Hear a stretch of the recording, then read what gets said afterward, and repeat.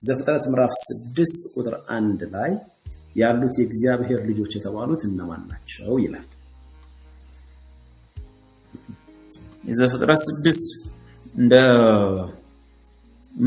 የመጽሐፍ ቅዱስ የመጀመሪያው መዝገበ ቃላት መጽሐፍ ቅዱስ ነውና ከሱ ተነስቼ ባወራ ይሻላል። ኦርቶዶክስ የራሷ የምትለው አላት። አንዳንድ ፕሮቴስታንቶችም የሚሉት ነገር ይኖራል። አንዳንዱ ምንም አልገባኝም ብንዘለው ይሻላል ነው የሚለው። ግን የሚለው ምንድነው ባቡ? የእግዚአብሔር ልጆች ነው። የእግዚአብሔር ልጆች የእግዚአብሔር ወንዶች ልጆች አይልም። የእግዚአብሔር ልጆች ይልና ሰዎች ጋር ሲመጣ ግን የሰዎችን ሴቶች ልጆች ነው። ለዚህ የእግዚአብሔር ልጆች የተባሉት እነማን ናቸው ነው?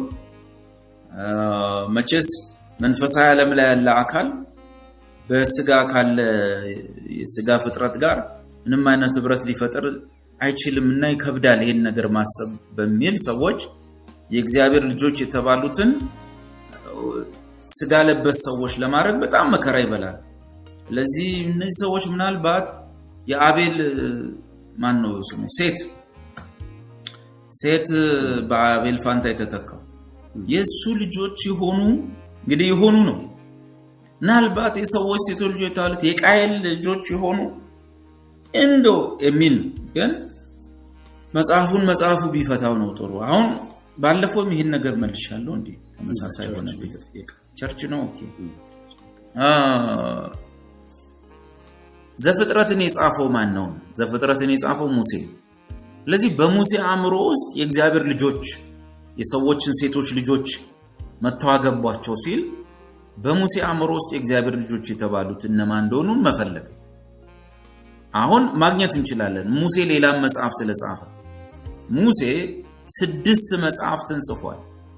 5ቱን አይደለም ፔንታቱኩን ብቻ አይደለም። ዘፍጥረት፣ ዘጸአት፣ ዘሌዋውያን፣ ዘኍልቍ፣ ዘዳግምና መጽሐፈ ኢዮብ በሙሴ ነው የተጻፈው የሚታመነው እንደዛ። ስለዚህ መጽሐፈ ኢዮብ ውስጥ ምዕራፍ 38 ምናምን ገደማ ሙሴ የእግዚአብሔር ልጆች የሚለውን ደግሞታል። ስለዚህ ኢዮብ 38 ምዕራፍ 1 ቁጥር 6 ላይ አለ። ምዕራፍ 38 ላይ ታገኙታላችሁ። የአምላክ ልጆች በእግዚአብሔር ፊት ለመቆም መጡ ይላል። ወደ ምዕራፍ 38ም ታገኙታላችሁ። የእግዚአብሔር ልጆች የአምላክ ልጆች የተባሉትን እነማን ነው? በሙሴ አእምሮ ውስጥ። ስለዚህ በመጽሐፈ ኢዮብ ላይ መላእክትን የእግዚአብሔር ልጆች ብሏቸዋል ሙሴ። እንግዲህ ዘፍጥረትንም የጻፈው እሱ የአጥቢያ ኮከቦች በአንድነት ሲዘምሩ የእግዚአብሔር ልጆች ሁሉ እልል ሲሉ መሰረቶቿ በምድር ላይ ተተክለው ነበር። የማዕዘኗን ድንጋይ ያቆመ ማን ነው እያለ ስለ ምድር መፈጠር በፊት ስለ መላእክት መዝሙር መላእክቶች ስለነበራቸው ህብረት ይናገራል የእግዚአብሔር ልጆች ብሎ። ስለዚህ ዘፍጥረት 6 ላይ በሙሴ አእምሮ ውስጥ የእግዚአብሔር ልጆች የሰዎችን ሴቶች ልጆች አገቡ የሚለው በአይሁድም ትርጉም በአይሁድ የታልሙድ መጽሐፍት ማብራሪያ ውስጥም አይሁድም የሚረዱት ዘፍጥረትን ከነሱ ነው የወሰድነው መላእክት እንደሆኑ ይነግሩናል። ሁለተኛ ዙር መላእክት። ምክንያቱም መላእክት በሁለት ዙር ነው የወደቁት ታውቃላችሁ።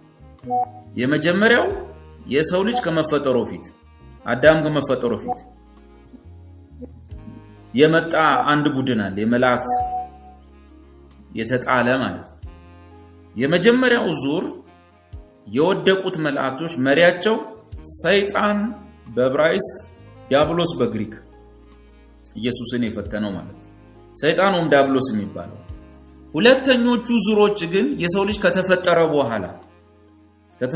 በኋላ ደግሞ የተጣሉ ሳይሆኑ የመጡ ናቸው ራሳቸው። የነሱ መሪ ደግሞ አብዶን ወይም አፖሊዮን ይባላል። ራዕየ ዮሐንስ ላይ ተጽፏል። አብዶን በዕብራይስጥ አፖሊዮን በግሪክ እና አጥፊዮም ዘ ዲስትራክተር ደምሳሽ ማለት። ስለዚህ የመጀመሪያ ዙሮቹ መሪያቸው ሰይጣን ነው። የወደቁበት ምክንያት እንደ እግዚአብሔር ለመሆንና በልዑል ለመመሰል በተደረገ አመጽ ነው። ስለዚህ እነሱ በግድ የተጣሉ ናቸው። ስፍራ በላይ እንዳይገኝላቸው ተደርጎ የተጣሉ ናቸው። መሪያቸው ሰይጣኑም ዲያብሎስ ነው። ወደ አዳም የግዛት ክልል ወድቀዋል። ሁለተኞቹ ግን የተጣሉ ሳይሆን በገዛ ፈቃዳቸው የመጡ ናቸው። መኖሪያቸውን ትተው በይሁዳ መጽሐፍ ላይ ተጽፏል። በይሁዳ መልእክት መኖሪያቸውን ትተው ክብራቸውን ትተው መኖሪያቸውን ትተው ከዛ ወደዚህ ምድር የመጡ የተውትን እንጂ የራሳቸውን አለቅነት ያልጠበቁትን መኖሪያቸውን ትተው ይመጡ። ከዛ በኋላ በይሁዳ ቁጥር 6 ላይ መታገኙ መኖሪያቸውን የተውትን እንጂ የራሳቸውን አለቅነት ያልጠበቁትን። ጴጥሮስ መልእክትም ላይ እግዚአብሔር ኃጢአትን ላደረጉ መላእክት ሳይራራላቸው በጨለማ ጉድጓድ ታርታረስ ውስጥ አስሮ በጥልቅ ውስጥ እስካሁን ድረስ ታስረዋሉ ሚላቸው ማለት መሪያቸው አብዶንም አጶሎን። እኛ እዚህ መሬት ላይ ስንመጣ ሁሉ ጊዜ በየቀኑ የሚገጥመን ሰይጣን ዲያብሎስና አጋንንቶቹ ናቸው አብረው የወደቁት። ስለዚህ ሁሉ ጊዜ ትዝ የሚሉን ሰይጣን ወይም ዲያብሎስ የምንለውና ሰራዊቱን ከኛ ላይፍ ጋር በቅርብ ርቀት ስላሉ አብዶንና አጶሎን የሚባለውና አብረውት የመጡት ትዝ አይሉንም። ለምን? በእኛ ህይወት ውስጥ የሉም። የት ናቸው ያሉት? በጥልቅ ውስጥ ታስረው ነው ያሉት። ዘፍጥረት 6 ላይ በገዛ ፈቃዳቸው ወደዚህ ምድር የመጡት ናቸው። ምንድነው የፈጸሙ ሲባል ይሁዳ ላይ ዝሙትን ፈጸሙ ነው የሚለው።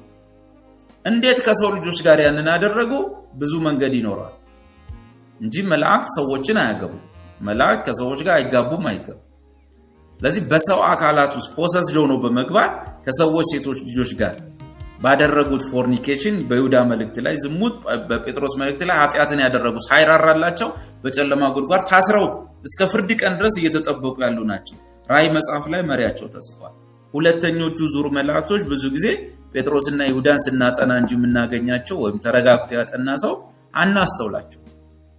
እዚህም በህይወታችን ክፍል ውስጥ ስለሌለ ለመጀመሪያ ጊዜ ከጥልቅ ውስጥ የሚፈቱት ቤተክርስቲያን ከተነጠቀች ከ3 ዓመት ተኩል በኋላ ግን ይፈታሉ።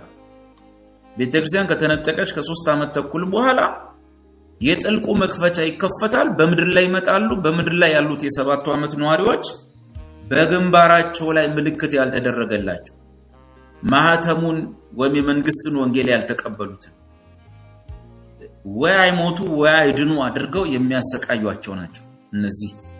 ስለዚህ እንግዲህ ዘፍጥረትን ከአይሁድ ስላመጣን አይሁዶች ያንን የሚረዱት እንዴት ነው ሲባል አሁን የነገርኩህ